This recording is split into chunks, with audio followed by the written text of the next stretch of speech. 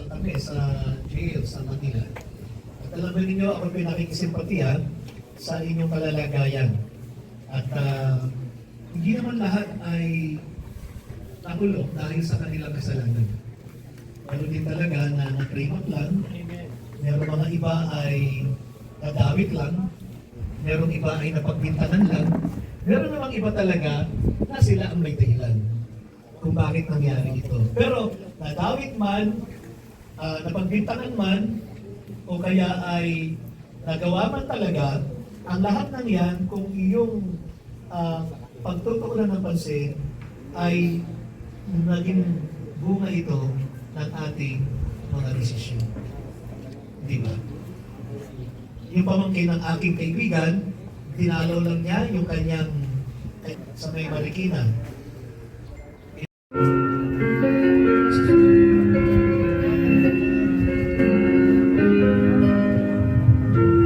Kung sino-sino na ang ating nasisisi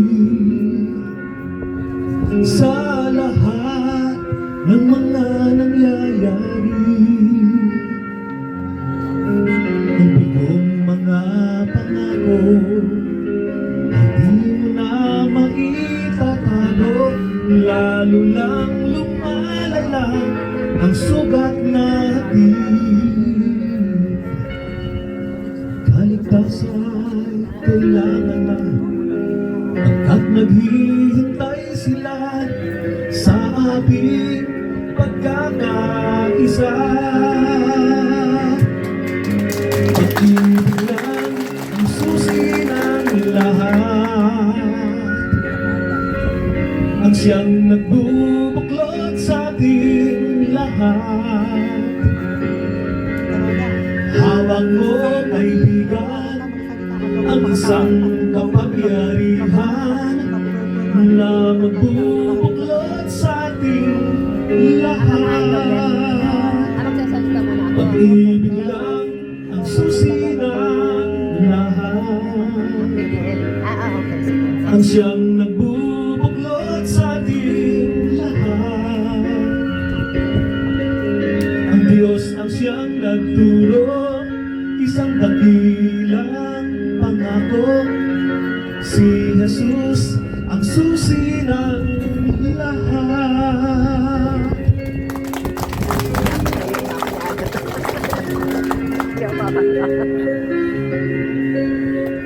Kasalanan ay kamatayan. At ang kaloob ng Diyos sa pamamagitan ni Kristo Jesus na walang hanggan. So may dalawa na naman tayong pagpipilian dito. Ibig sabihin ay namumuhay sa kasalanan, ang kabayaran nito ay kamatayan. Kapag ay tumanggap kay Kristo at tinanggap ang kanyang kaloob, ang ating makakamtan ay buhay na walang hanggan. Dito ay buhay na may kamatayan, dito ay buhay na walang hanggan, dito ay buhay na mayroong kaparusahan sa aking harapan. Dahil nagdesisyon ka. Tinawag kita. Tama. Tama naman talaga eh. Tinawag ko siya kasi nagtaas siya ng kamay eh. Tama? Nung tinawag kita, tumayo ka. At nung tinawag kita, nagdesisyon ka na lumapit. Kasi hindi naman kita pinilit eh. Tama po ba? Yan. Desisyon mo na yan. Ngayon, ang paglapit mo sa akin dahil dito, tama po ba? Yan, binibigay ko eh. Ayan, eto na. Hindi nga. Eto, practical lang tayo ha. Gusto ko lang inyong makita yung kahalagahan ng desisyon. Ngayon, sir, anong pangalan mo? Boots. Ibinibigay ko sa iyo to.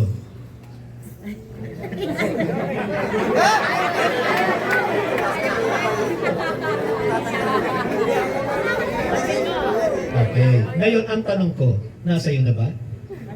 Bakit? Wala pa pa? Di totoo to ang sinabi niya. Hawak ko pa at hawak niya. Tama? Dalawa tayong may hawak na to. Binibigay ko. Nasa iyo na ba? Hindi na kailangan mo mag-desisyon. I-practice mo ang desisyon mo. Sige. Mag-desisyon mo. Hindi mo tulungan ko kayong mag-process, ha? Yung salitang ito ay hindi po sapilitan. Parang ganito. Anong kailangan, Pastor? Parang ganito. Etong cellphone ay hindi ko ibibigay. Meron ako dito 100. Ayan. Ano lang ang props lang. Nasa si Martin. Ito yung 100. Ako'y nagdesisyon na ito ay ibibigay ko. That is my own decision. Meron po bang hahadlang doon sa desisyon ko? Wala. Kasi bakit? Kasi personal decision ko ito. Tandaan natin ha, ang sino man tumanggap kay Kristo, Jesus, bilang Panginoon tagapagligtas, ay may buhay na walang hanggan. Subalit ang hindi tatanggap sa Kanya ay hindi magkakaroon nito, kundi siya'y nasa ilalim ng parusa ng ating Diyos. Halimbawa, nag-desisyon ako na ibigay ko ang 100. Ngayon, kahit na sino man, ay para sa inyo ito. Kung sino man ang magdidesisyon din sa inyo, gusto ko yan. Tatanggapin ko yan. Akin yan. Pakitaas ang kamay.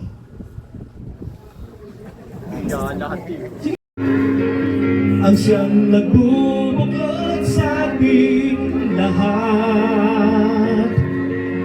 At wag mo ang isang kapangyarihan. Si Jesus ang susi ng lahat. Pag-ibig lang ang susi ng lahat. Ang siyang nagbubuklod sa ating lahat. Hawak mo, kaibigan, ang isang kapangyarihan. Si Jesus ang susi ng lahat. Pag-ibig lang ang susi ng lahat. Sir, ipat ko na lang, sir. Sir, tanggalin ko na itong hotdog. Ang daming may edad. Ano po, si tate na lang halos ang may uban. No? Ilan na lang. At halos kabataan po lahat. Hindi ako natutuwa na dahil kabataan na lang ang natitira. Ay kinatutuwa ko po, marami nang lumabas. Marami nang lumaya. At naniniwala po ako, yung ginagawa namin dito pagba-Bible study, tinalaban po ang mga taga rito. Totoo po ba yun? Amen. Amen. Thank you, Lord. At nakakaligaya po yon sa isang katulad namin na nagsisikap maglingkod sa kapwa-tao. Gusto namin po lumaya lahat, maging masaya ang buhay ng lahat. Lahat ay malaya, lahat ay kasama ang pamilya. Kaya nga lang po, dumating kayo sa pagkakataon na talagang hanggang doon lang. Ano po? Hindi niyo rin tiyak gusto yan. Gusto niyo po ba yung nangyari ngayon? Hindi po. Ayaw. Ano po? Sino may gusto? Na sila ay makulong dito? Wala po. Ano ho? So, ang gusto... Yan din po si Pastor Father Johnny King. Ang hepe po ng CCF Biyahe Jail Ministry. Yun din po kasama po niya si Sister Lani King. At ang pagkakaalam ko po, kapag nakalaya tayong mga BBL dito, ay sila'y malalapit sa mga multinational companies na malalaking company tulad lang po ng mga pag-aari ng Henry C. Ayan si Tito Alex po, lapitan po natin para magkatrabaho po tayo sa labas. Mamimigay po sila ng bahay, may mission para sa mga may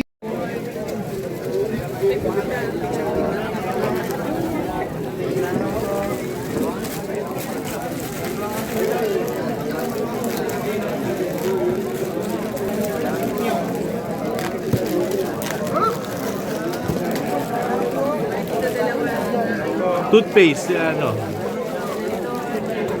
Kailangan niyo. Mamaya na lang po. Mamaya.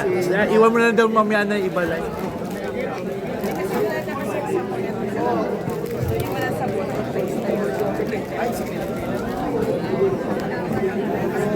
Yes. Gusto mo.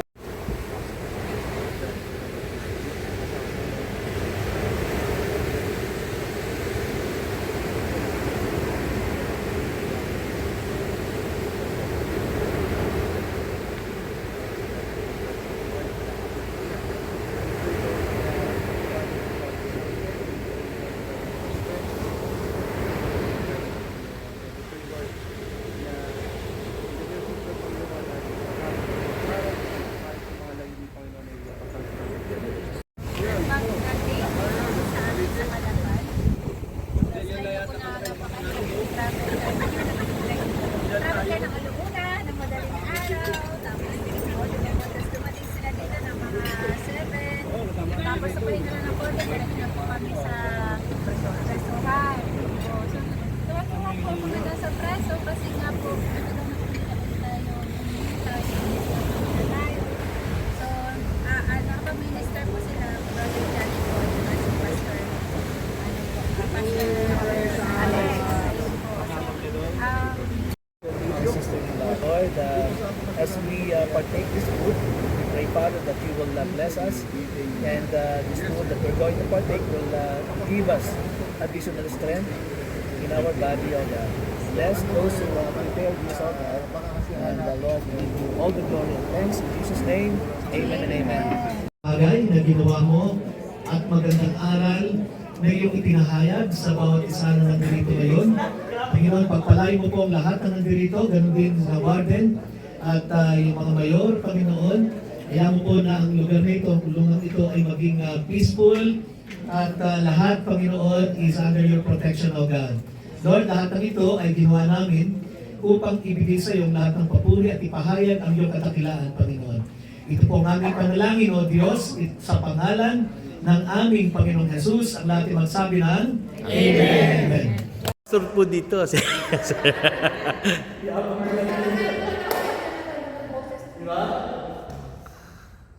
Hello. Good morning. Hello, good morning. How are you today? Pwede ba sabihin mo sa iyo ng tabi? Magandang umaga sa iyo. Magandang umaga. Good morning. Yung purpose yan. Bago rin. Gusto mo magkaroon? This is CCF Outreach. Yung 7 natin. Kasi ilang square meter? It's CCF at Calapan. The Lord will bless this church.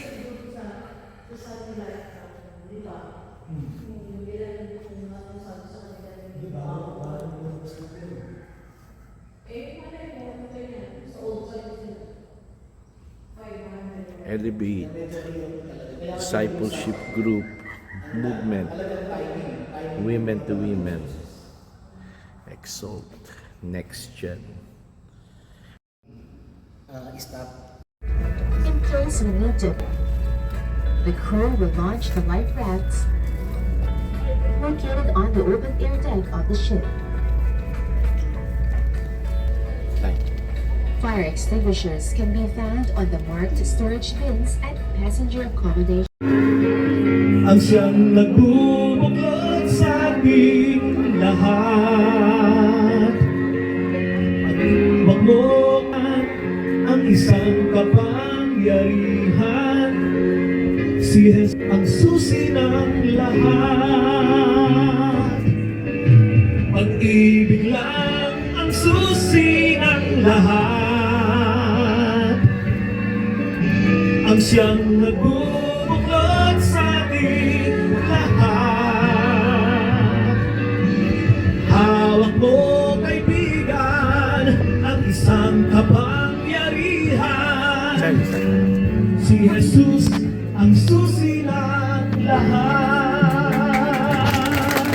Pag-ibig lang ang susi ng lahat. Lipat ko na lang, sir. Itaas niyo ang inyong kamay at kung sino man sa inyo ang gustong manumbalik yung sigla ng relasyon sa Panginoon, ay itaas mo ang iyong kamay sa Panginoon. Sige po, pati yung nasa gilid. Maraming salamat. Kayong mga nasa gilid, pwede bang tayo kayo, yung mga nagtaas na kamay? Yung mga nasa likod? Pwede bang tayo, yung mga nagtaas na kamay, pwede bang tumayo kayo? At mananalangin tayo? Sige po. Habang nakataas ang inyong kamay, sabihin niyo ito ng taos sa puso ninyo. Aking Ama na nasa langit, ako ay sincero, ako sa puso, na lumalapit sa iyo. Patawarin mo po ako sa lahat ng aking nagawang pagkakasala. Panginoong Jesus, linisin mo ang aking puso. Sa umagang ito, ay akin ang isinusuko ang buong buhay ko sa iyo. Isinusuko ko sa iyo ang anumang mga dahilan bakit ako nakakulong ngayon. Panginoong Jesus, ikaw ay aking sinasampalatayanan at tinatanggap bilang aking Panginoon at personal na tagapagligtas. Ikaw na ang maghari sa buhay kong ito mula ngayon habang ako ay nabubuhay. Maraming salamat sa kaligtasan at kapatawaran. Sa pangalan ni Jesus, Amen and Amen. Palakpakan natin ang ating Panginoon. Pwede po kayong umupo. Upo na po tayong lahat. Paano kabuti ang ating Panginoon. Yung dati ninyong mga dating masasamang ginagawa ay talikuran ng lahat at paglabas ay ipahayag ang kabutihan ng ating Diyos. Hindi po kayo pababayaan ng ating Panginoon. Kung kayo lamang ay matapat na nagpapakumbaba at seryosong isuko ang buhay kay Kristo, aminin ang lahat ng nagawang kasalanan at tanggapin ang kapatawaran ng Diyos, ang buhay na walang hanggan.